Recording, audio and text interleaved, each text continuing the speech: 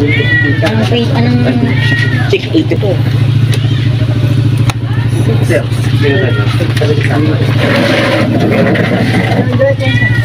sige po, tayo po mag-iawit po. baby. Pagkatapos po nito, hilangin po natin ang panalangin ni God.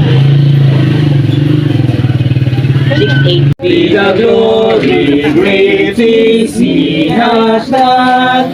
So loved He the world that He gave us His Son, who gave His life on atonement of sin, and open the life is the only glory. Praise the Lord, praise the Lord, let the earth hear His voice. Praise the Lord, Praise the Lord. let the people rejoice. Oh, Father, to the Father, to Jesus the Son, and give Him the glory. Great things He has done. Great things He hath taught us, great things He hath done, and great are rejoicing through Jesus the Son. But purer and higher and greater will be our wonder of transport when Jesus we see. Praise the Lord, let the earth hear His voice. Praise the Lord, let the people rejoice. Oh, come to the Father, to Jesus the Son, and give Him the glory. Great things He has done. Tayo po magsitayo para sa panalangin. Dakila at makapangyarihan ng Diyos sa maraming salamat.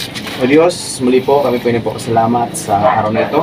Na muli, nandito po kami nagkakaisa at nagkakatipon-tipon para mag-aral na inyong salita.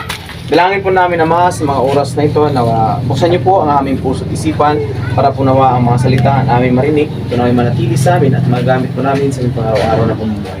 Nilalapit din po namin ang pamilyang ito, O Diyos, pamilyang Torres, na pagkaluban po ng kapayapaan ang kanilang tahanan. Ilayong luwa sila sa naman diskrasya at kapamakan at anumang karamdaman.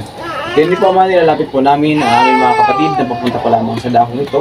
Tulungan niyo po nawa sila, ilayon po sa naman diskrasya at kapamakan at makarating po nawa sila ligtas para makasama po namin sila mag-aaral ng inyong salita. Muli po Diyos, kami po yung mga kasalanan, kami po kami ng patawaran sa aming salat pagkukulang. Ito po aming dalangin sa pangalan ni Jesus. Ang pinagpagligtas. Amen. Amen. Po. Sige po. Tayo po ay magsisimula na po para sa topic po natin. The Gospel of Jesus. Second Thessalonians, Papa. Second Thessalonians, chapter 8, chapter 1, verse 8 to 9. 8. Ngayon naman sa Basta yan. Asya. Hindi mo na bila? Ikaw lang. Magaling ko lang. Ato.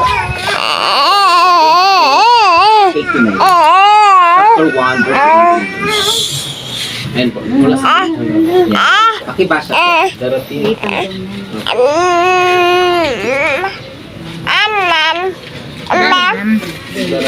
Darating siyang nakakalibutan ng iyab na apoy at parurusahan niya ang mga hindi kilala sa Diyos at hindi sumusunod sa magandang balita tungkol sa ating Panginoon. Parurusahan sila ng walang hanggang paghihirap at pagkawalay sa Panginoon at hindi na nila makikita pa ang dakilan niyang kapangyarihan. Kumikilala sa Diyos at hindi sumusunod sa ating Panginoong Jesucristo. Ano po yung mangyayari po? So ano po yung mga posibilidad na mangyayari po sa mga taong ito kung bakit po sila ganito po? So ibig sabihin po, ang tao po ay marami pong mga bagay na dapat po natin malaman po sa Biblia. Sa iba naman po, marami nakakaalam, mga denomination po na nagsasalita ng Panginoon din at nagsasalita rin ng patungkol sa Biblia, pero hindi naman po sumusunod. So ano po mangyayari po kapag tayo po ay hindi sumusunod at hindi kumikilala sa ating Panginoong Diyos? So sabi nga po, una po yung hindi kumikilala, ano po yung sinasabi nila? Sabi dito, dati po natin kapag talaga po tayo kay Kristo. So bakit po? Sabi nga, sa Romans chapter 6, sabi dito, chapter verse 3 to 5, sabi nga, hindi ba ninyo alam na tayong lahat ay nabautismuhan kay Kristo Jesus? Ay nabautismuhan sa kanya born again. So ibig sabihin ng born again po, yung pagbabagong buhay po na isinilang po tayo nasa pamamagitan ng ating Panginoong Hesukristo. Hindi ito yung born again na religion po, hindi po. So ito po ang sinasabi dito, yung mismo tayo po na binago po ng ating Panginoong Hesukristo. So yun po yan. Kaya ano po yung dapat natin gawin para tayo ay magkaroon po ng panibagong buhay, yung makamtan po natin ng kaligtasan? Kailangan po yung repentance. Ano po yung repentance?